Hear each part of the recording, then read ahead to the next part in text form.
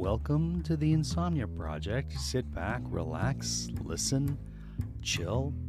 Thank you for joining us. I'm your host, Marco Timpano. I'm Amanda Barker, flying by the seat of my pants. It's true. It's true. 10 seasons, Amanda, 10 years of podcasting. I can't believe that. It's crazy. Congratulations. Thank you. It's awesome. So, how was your day? So here's the deal. Marco asked me, what are we going to talk about? And I said, I think we just don't talk. He usually has a sense of what he wants to talk about, and he just sort of throws it at me.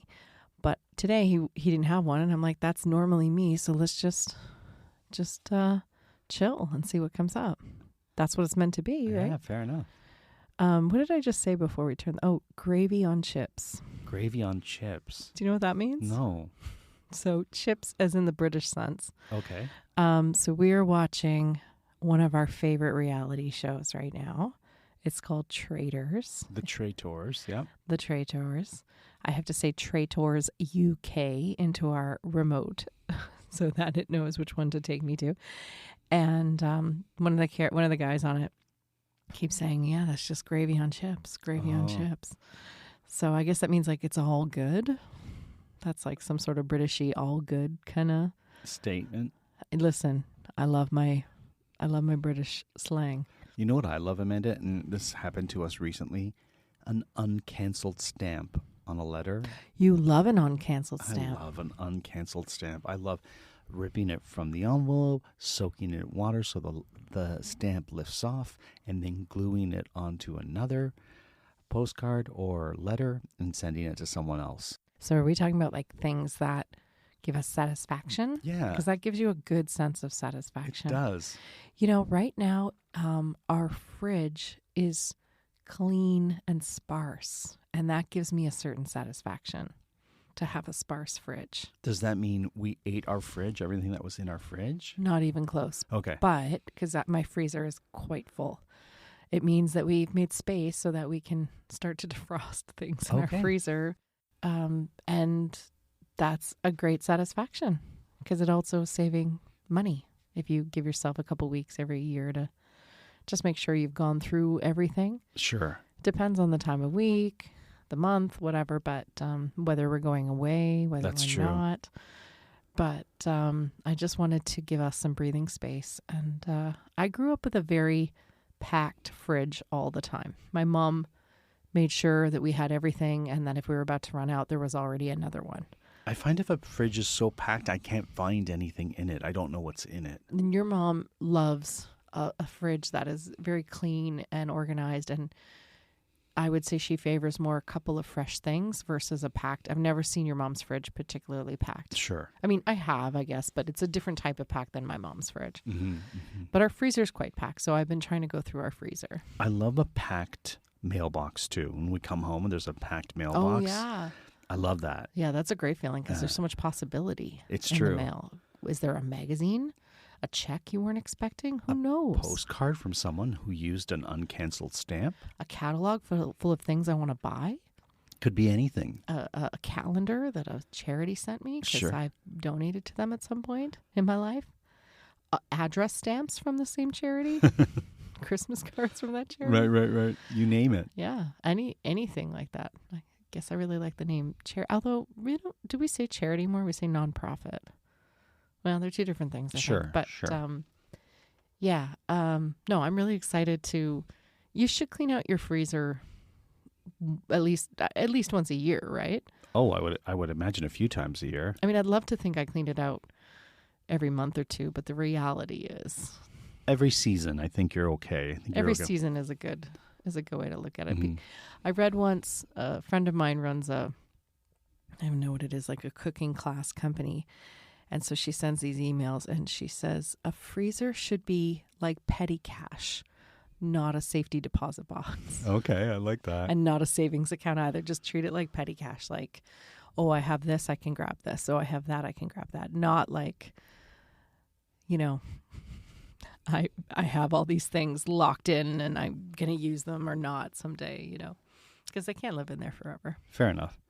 I recently discovered the cap to my water bottle, and they're in two different places of the house. So Tell me more about that. So I had Because I don't know what you mean. So we have these water bottles that we use to drink water with. You know, Yes, what do you we call do. them? Water bottles, right? No, Water bottles, yeah. water bottles. And I have one that And they're not a particular brand. We have different brands. We're not. There's a water bottle, or I don't know if it's a water bottle or coffee or what it is, but there's a certain brand that seems to be quite trending with 11-year-olds right now. Oh, okay. I didn't So we don't realize have that. any of Okay, those. no, we don't have any fancy ones. Yeah. I had a fancy one once, but Amanda ran over it with the car, and I never saw it again. Stop that. It's true. He got it for free, guys. But and it was- also, I didn't mean to run over it with the car. It was my favorite water bottle, but we won't get into that. Instead, I'll talk about the water bottle. Marco, you had that water bottle for years. And it's not my fault I ran over it. What was it doing outside of the car? You had dropped it, and it rolled under the tire, and then you couldn't reach it. I didn't know I had dropped it. And you were where in all of this? I wasn't even home. You came back and you said, I have some bad news. And then you showed me a squished water bottle. I believe is Is that what happened? how that panned out. This was, I want to say, either before we were married or in the first year of marriage. So Right. we've been married 15 years now.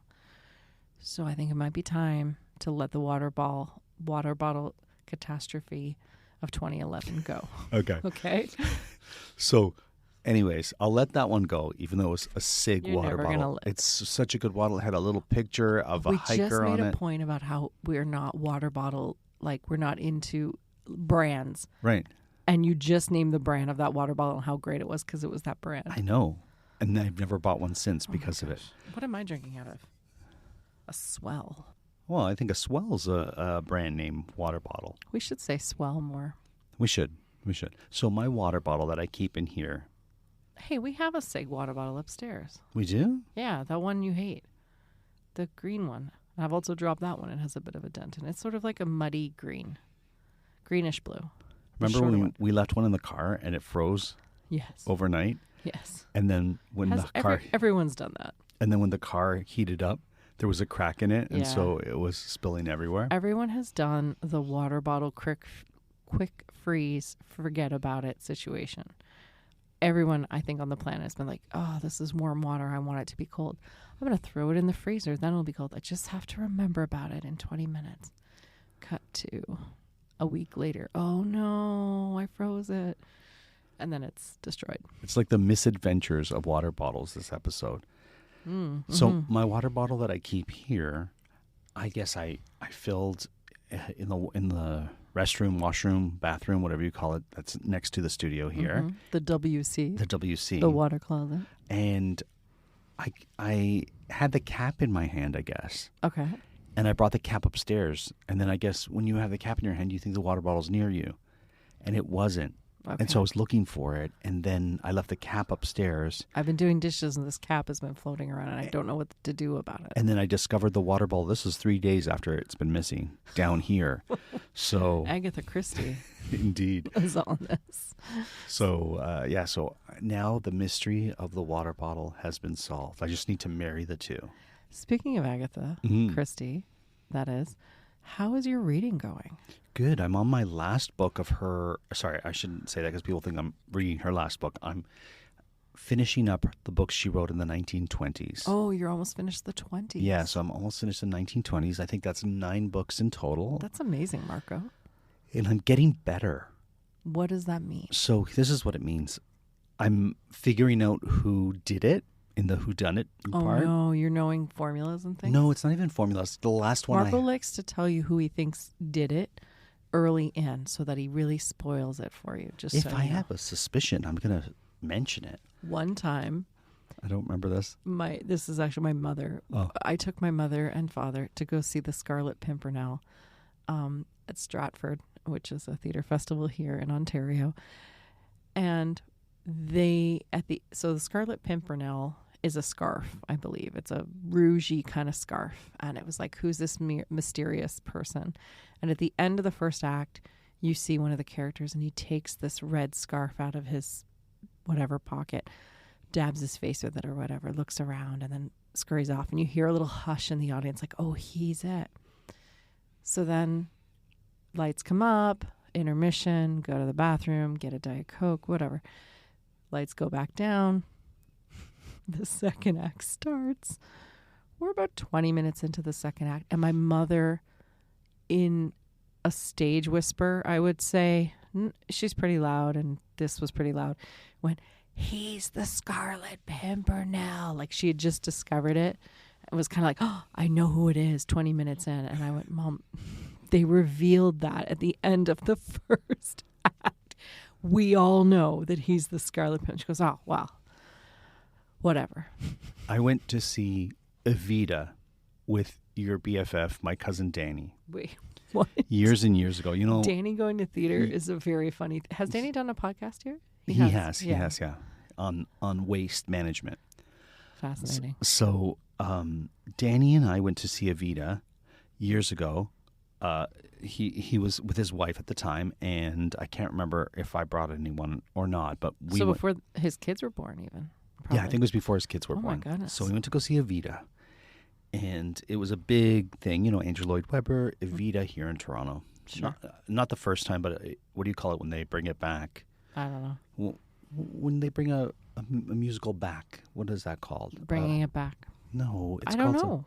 There's an award at the Tonys for it. No. Oh, revival. It was a revival. Okay, thanks. Yeah, but that's a little different in Toronto because it's bringing it back means you launched it here, you went and toured it, and then you came back. No, you mean a revival. It had its run in New York when it had its run. In the 70s, you mean, or 80s. Yeah, and then this was in the... Okay, the revival of the 90s. Of the 90s, we all remember it. Okay. So we go see it, and you know how they play the first... So we see it, they play the first song or whatever, and then in Evita, they're all chanting Evita, Evita, right? Yeah. And so then we go to intermission or something, and Danny goes... That's Evita, the blonde one. And we're like, yeah, they only chanted her name off the top for 20 minutes.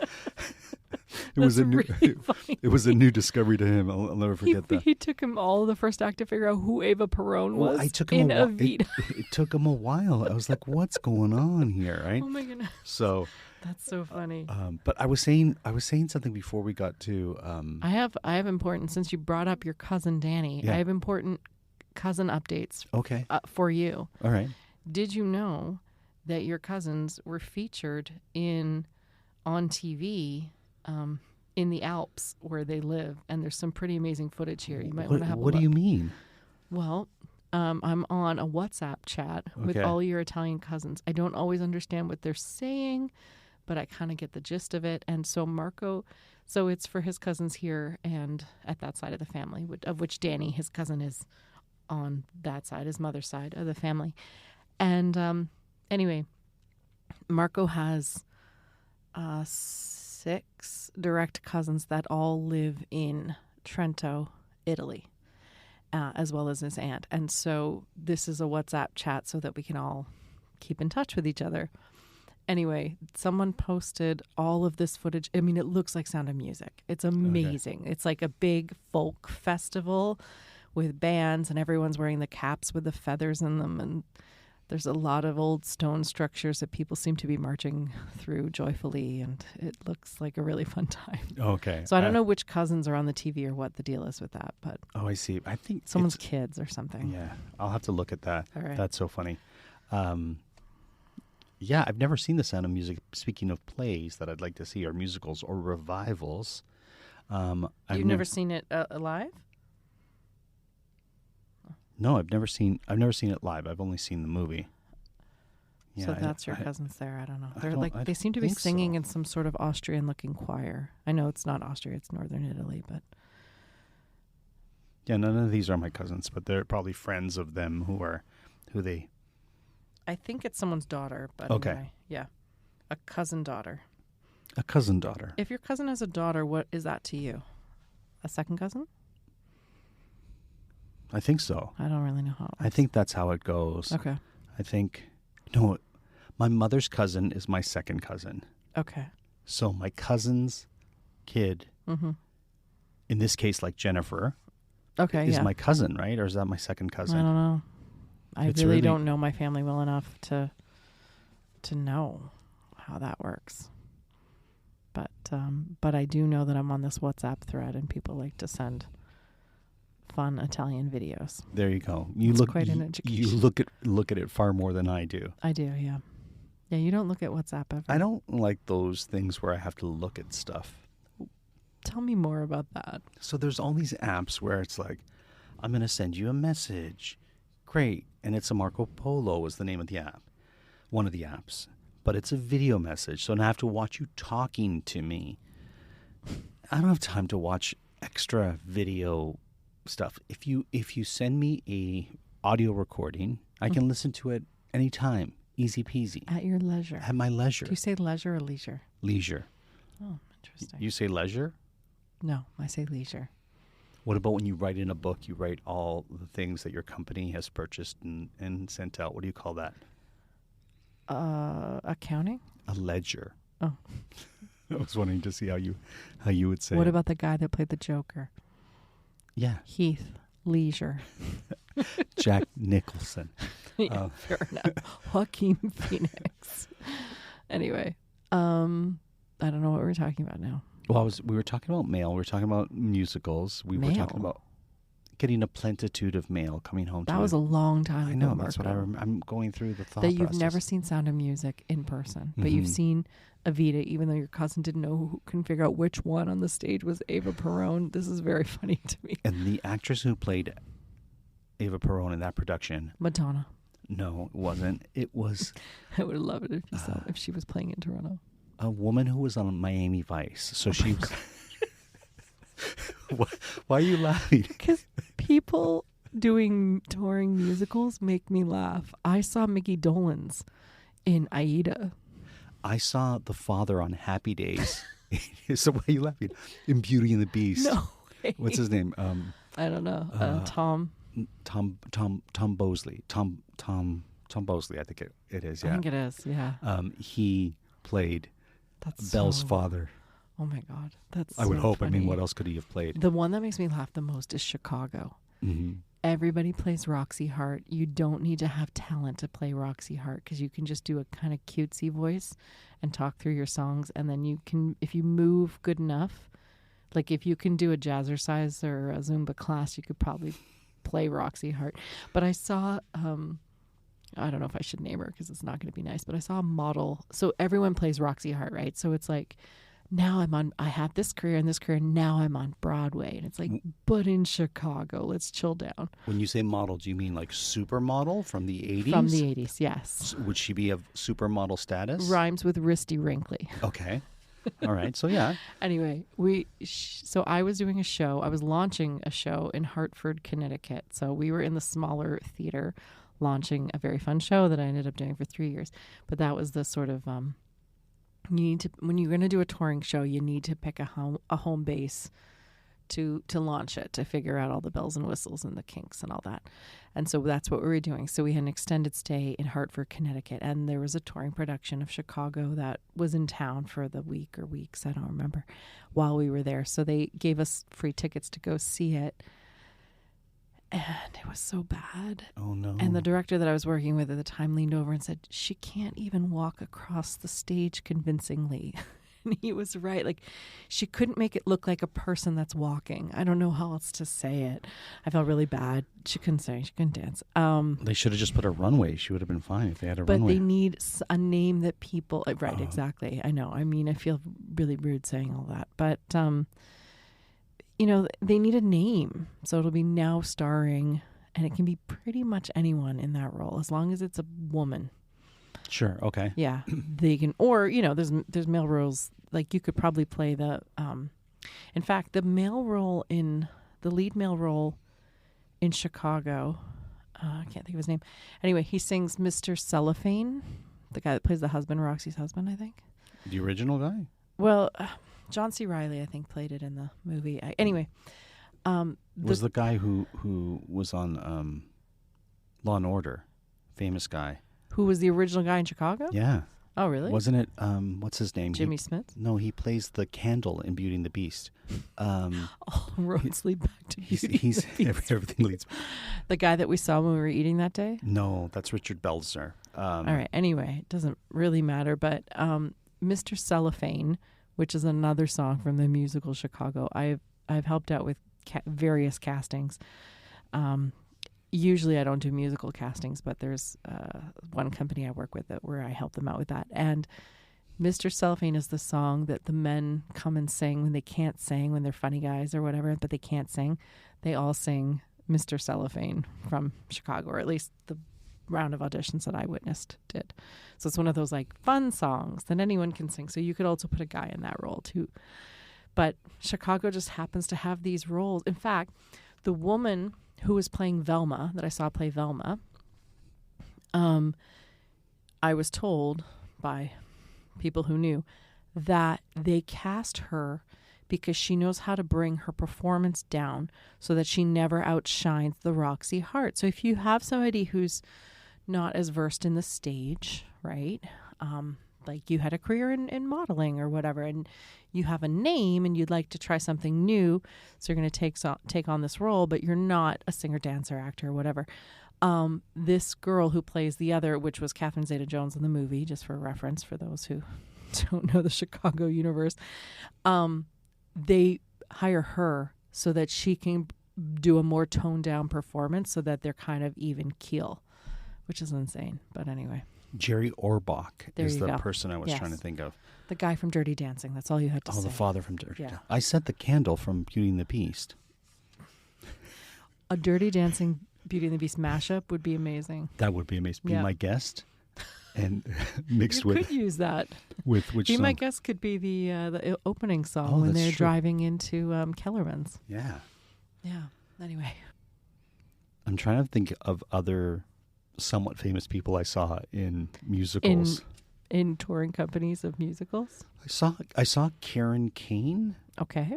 who's not. I wouldn't say sort of famous. She's great. She's fantastic. Canadian famous. No, not Karen Kane. The then. dancer? No, the one from Taxi. What's her name?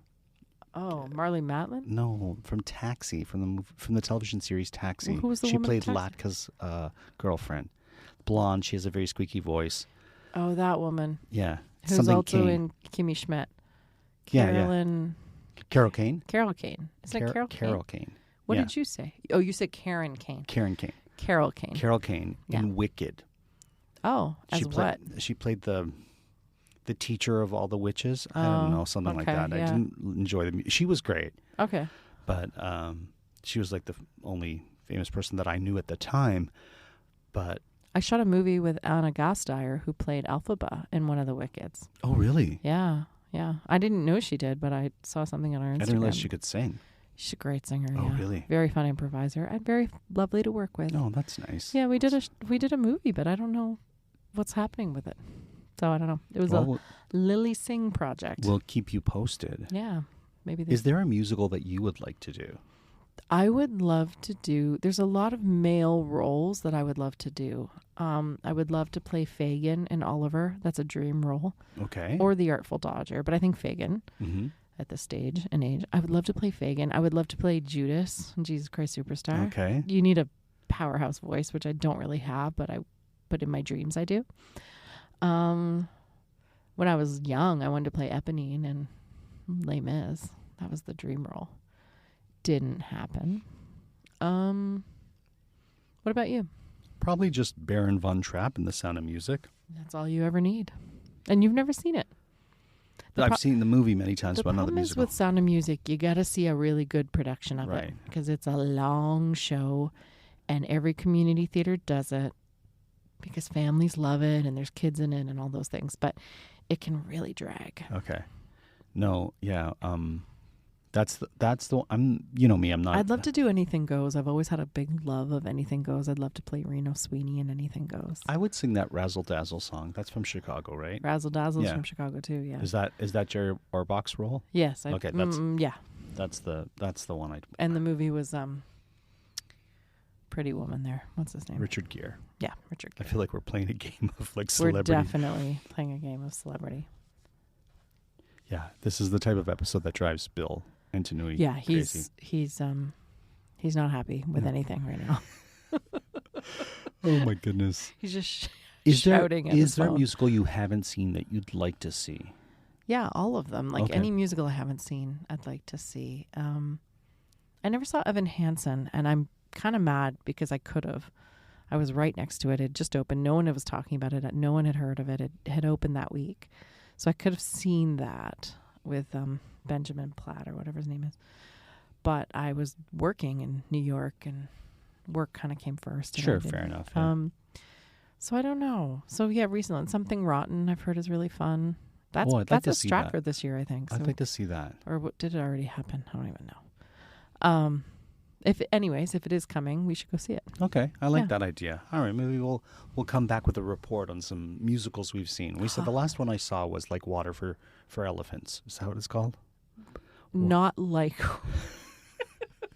like chocolate water for Like elephants. chocolate water for elephants. It was called Water for Elephants. It Oh, was just called. Water for Elephants. Yeah, it had more promise.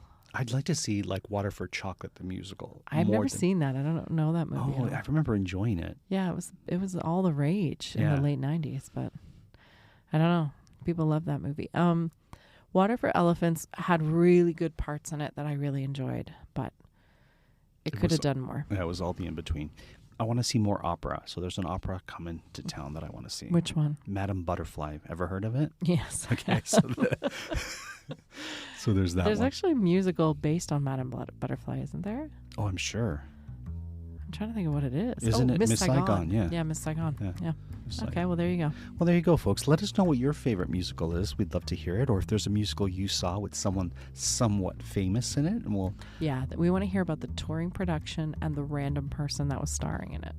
that would be so much fun. Yeah, totally. Well, we had fun on this episode, and I hope you were able to have fun. And if not have fun, I hope you were able to listen and sleep.